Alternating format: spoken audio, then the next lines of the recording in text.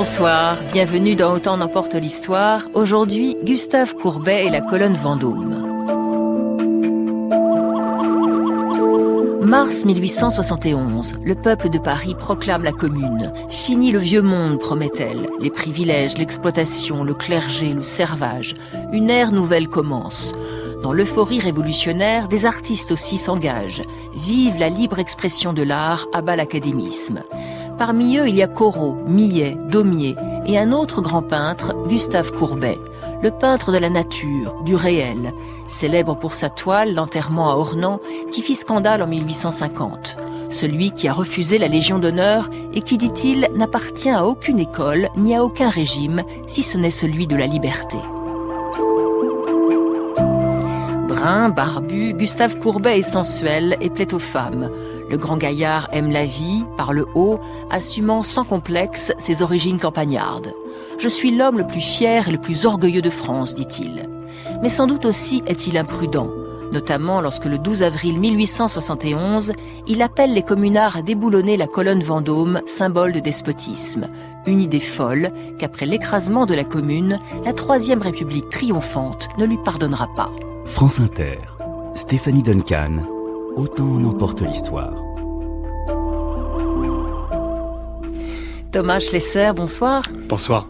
Vous êtes historien de l'art, directeur de la fondation Hartung Bergman à Antibes, un très bel endroit. Vous êtes aussi professeur à l'école polytechnique et vous êtes l'auteur d'une thèse sur Gustave Courbet. Je crois que c'est un peintre que vous aimez particulièrement. C'est exact.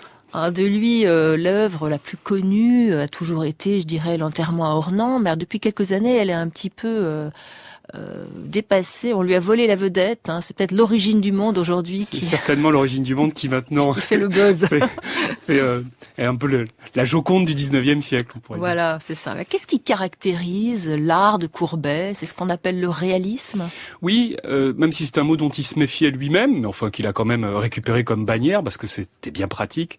Je dirais au fond que, si vous voulez, dans l'histoire de l'art, en règle générale, ce qui caractérise la recherche des peintres, c'est la recherche de beauté. Eh bien, chez Courbet, il y a un nouveau primat, il y a une nouvelle priorité, c'est la recherche de vérité.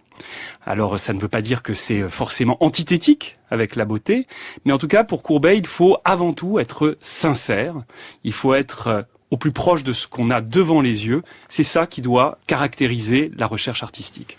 Est-ce que cette conviction, il se l'est faite très tôt? Parce que lui, il vient quand même d'un milieu de paysans riches, on peut dire, de Franche-Comté, c'est ça? Il est né en 1819. Oui, il est né en 1819 en Franche-Comté, donc il vient d'un milieu riche, disons en tout cas, d'exploitants terriens, qui est, je dirais, avec un petit capital culturel aussi, c'est-à-dire que il est d'un milieu où on parle volontiers politique, où il y a des artistes, des musiciens, lui-même compose un peu de chansons. Et le contexte de Courbet sur le plan strictement artistique, c'est plutôt celui du romantisme. Et Courbet a quand même été un artiste qui a d'abord été imprégné par son temps, mais petit à petit, il a compris qu'il aurait intérêt à se singulariser et donc à être au plus près du réel, et notamment du réel qu'il connaît. Et en ce sens, vous avez tout à fait raison, ce qui est très important,